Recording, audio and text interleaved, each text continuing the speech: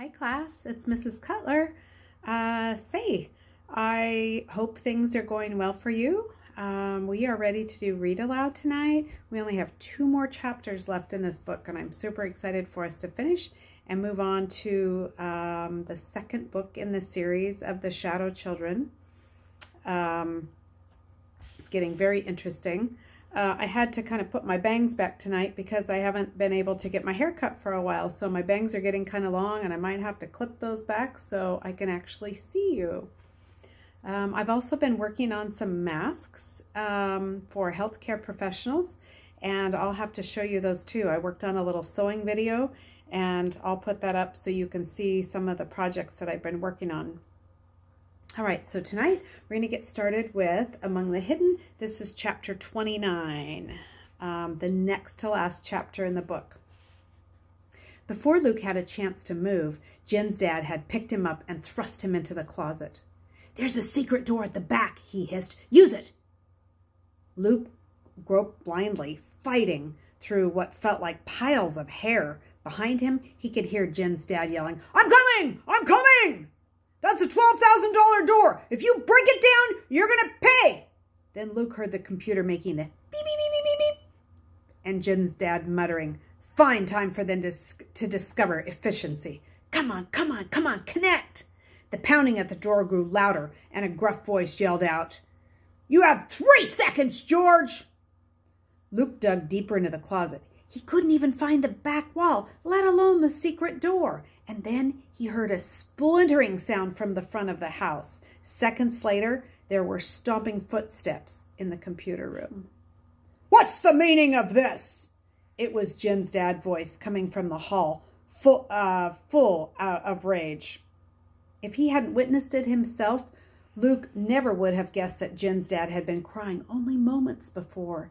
He sounded too forceful, too assured, too confident that he was right and anyone who opposed him was wrong. The stomping stopped. From deep inside the closet, Luke heard someone snicker. "Ha! Caught you with your pants down, eh, George?" Yeah, it's very funny," Jen's father replied, not sounding the least bit amused. There was a sound that could have been a zipper being zipped. "Has it come to this? A man can't even use the bathroom without his door being broken down by a bunch of morons with power complexes? And you'll pay for that door, I assure you." If Luke had been one of the population police, Jen's dad would have scared him to pieces. Luke would have backed out muttering, "Oh, I'm sorry." He never would have believed that Jen's dad was hiding a 3rd child. Hopefully, Luke paused in his burrowing into the Talbots' closet, but the voice that answered Jen's father carried only the slightest edge of doubt. "Oh, come off it, George. You know we're entitled to search and seizure. We have reports that that computer being used for illegal purposes at your house was just a half an hour ago." "You're even bigger fools than I thought," Jen's dad answered. "Don't any of you read your memos? I reported to Central Command this morning that I was going to continue my sting operation in that illegal chat room. See, I wrote, 'Where's Jen?' and 'Hello, is anybody there?'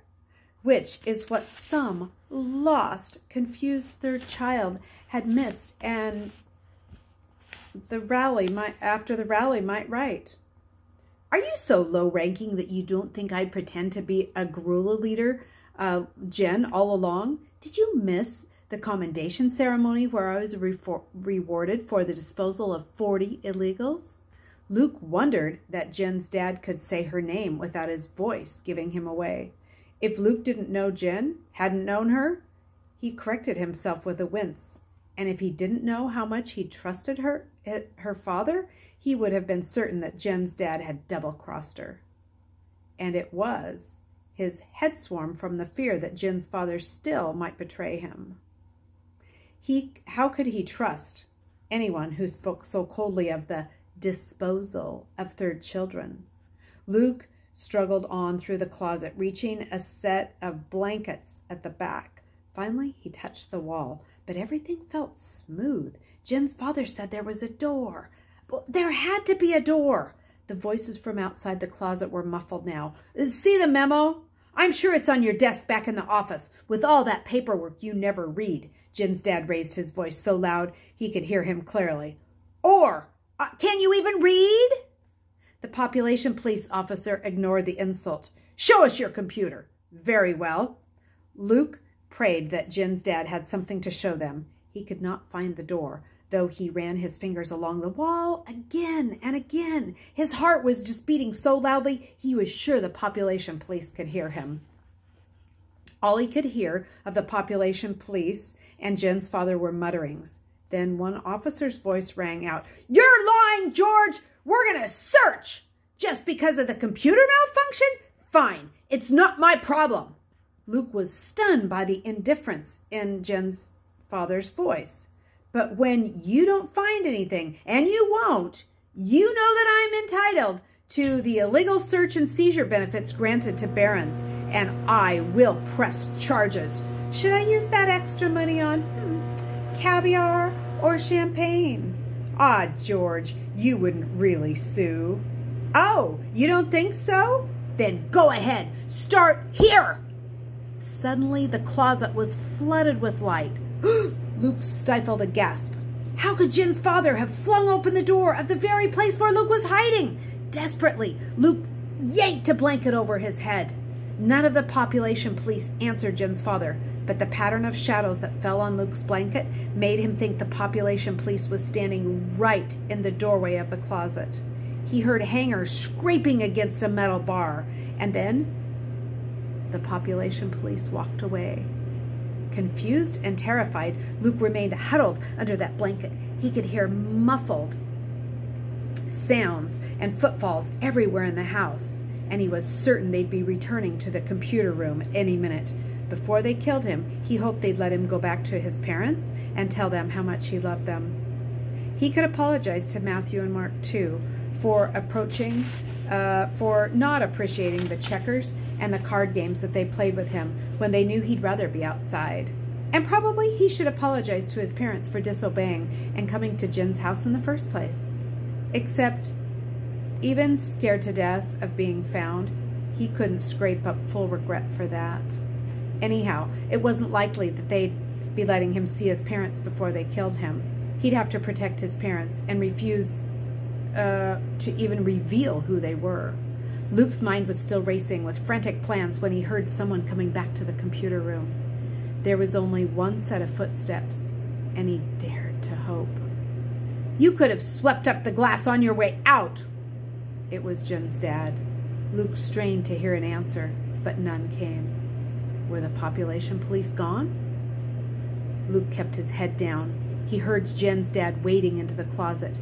Then he pulled the blanket off Luke, and he clamped his hand over Luke's mouth. Luke started to struggle until he read the words on the paper Jen's dad was holding in front of his face. "They're gone. You're safe. But don't talk." Luke relaxed and nodded to show that he would obey. Jen's dad released him, flipped the paper over, and began writing furiously. "House bugged now."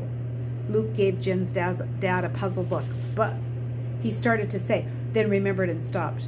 He took the pen from Jen's dad and wrote, "Bugged? Ants? Roaches?" Jen's dad shook his head frantically. Bugs equal little listening devices. Population police hear everything. That's why can't talk. They do that when a bus unsuccessful. Even left one bug on me."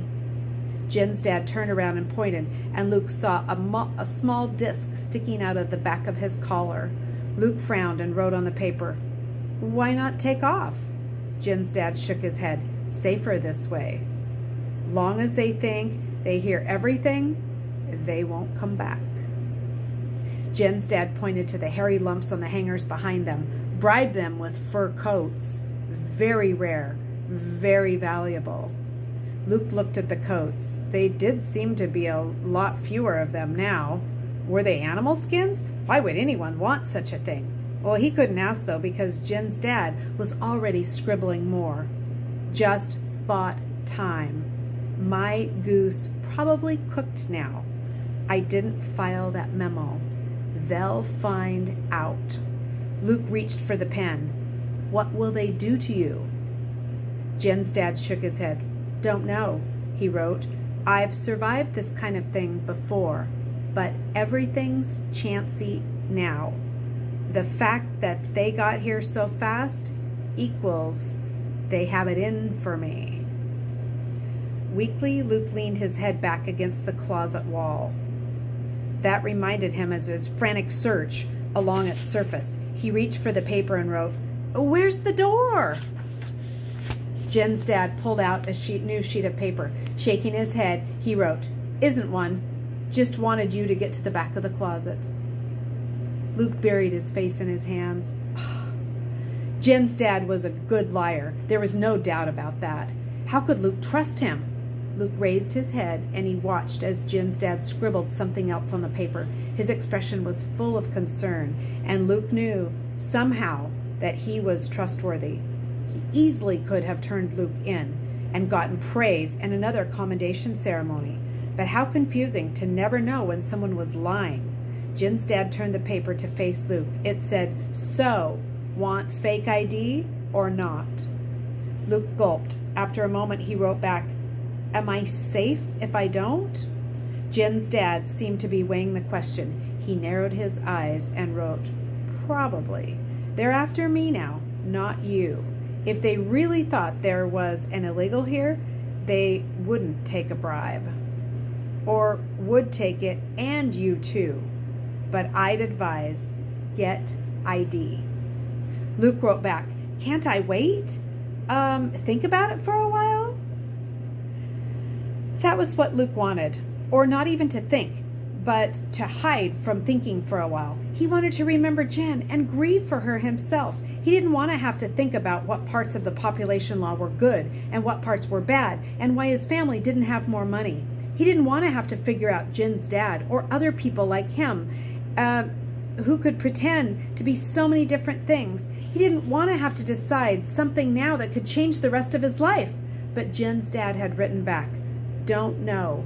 Maybe cause of now or never. Luke scrawled, Why? Jen's dad wrote for a long time. Then he turned the paper to Luke. It said, I have power now. Tomorrow, probably. Next week? Next year? Can't tell with the government. Favored lackey one day, persona non grata the next. Never know. No guarantees. Luke stared at the paper until the words blurred together. He had to decide now. He thought about reading and daydreaming in the attic the rest of his life. His parents were kind to him, even if they weren't around much. And as much as Matthew and Mark had always teased him, he was pretty sure they would take care of him, even if his parents couldn't someday. His life was very limited. He understood that now more than ever. He was used to it. He was safe. He could make himself happy. Except Luke remembered how bored he'd felt before meeting Jen, how desperate he'd been to do something, anything, besides read and daydream. He'd been so desperate that he'd risk his life for the chance of meeting another third child. Did he want to spend the rest of his life feeling that desperate? Did he want to just waste it? But even if he got fake ID, what would he do? The answer was there instantly, as if he'd known it all along. And his brain was just waiting for him to come looking. He could do something to help third children. He could come out of hiding, not with another big dramatic rally like Jen had tried, or finding fake IDs the way that Jen's dad did. Maybe there was something smaller and slower he could do, studying ways to grow more food, so no one would go hungry, no matter how many kids they had, or changing government so that farmers were allowed to raise pigs or use hydroponics, and ordinary people, not just barons, could have better lives, or figuring out ways for people to live in outer space so there wouldn't be too much crowding on Earth, and chop down beautiful woods just for houses. He didn't know exactly how he could do those things or even what the right thing was to do, but he wanted to do something. He remembered that he told Jen the last time he'd seen her, It's people like you who change history. People like me, we just let things happen to us. And he'd believed it. That was how his family had always lived. But maybe that was wrong. Maybe he could succeed where Jen had failed precisely because he wasn't a baron. Because he didn't have her sense that the world owed him everything. He could be more patient, more cautious, more practical. But he'd never be able to do anything staying in hiding. He bit his lip. His hand shook as he wrote the answer. I want fake ID, please. Chapter 30. All right, so this is the last chapter left in the book. It's getting super exciting, and we just have this one chapter, and it's a medium-sized chapter. So tomorrow night we'll read that, and then we'll be finished with the book. You'll be able to take an AR test on this book called Among the Hidden by Margaret Peterson Haddix.